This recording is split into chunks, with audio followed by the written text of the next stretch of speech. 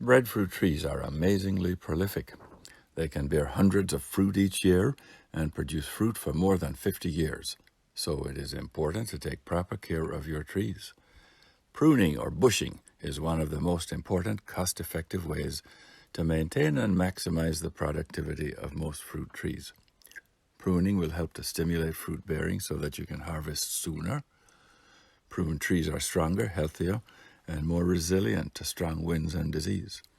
Pruning trees allows the sunlight and airflow to penetrate the trees and produces more and higher quality fruit. And last but not least, pruning helps to train the size of a tree. A tree that is too tall is more difficult to maintain and harvest. First, let's talk about pruning an existing mature tree. Mature bearing trees should be pruned as soon after reaping as possible, every year or every other year. First, you want to remove any dead, diseased, or damaged branches. Pruning at the branch collar encourages formation of a callus that seals the wound and protects the tree. Each cut should be at a 45-degree angle.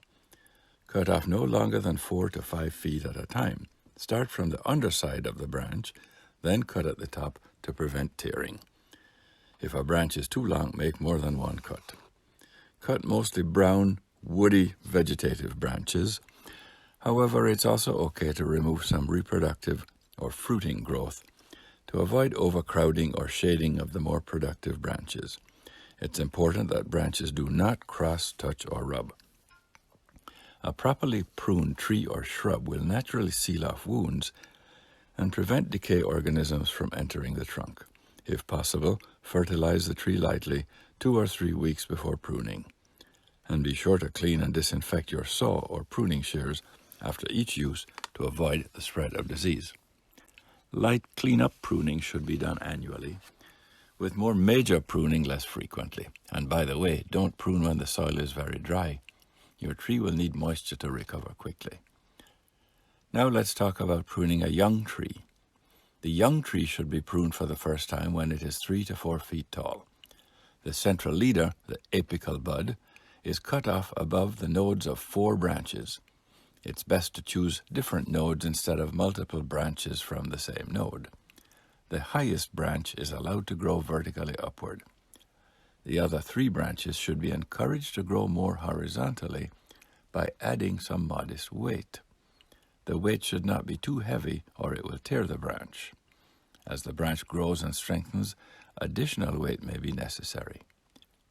The branches chosen ideally angle upward from the central leader at 10 o'clock and 2 o'clock positions on a clock. Angles like 11 o'clock and 1 o'clock are too steep. The branches will be weak and may tear off.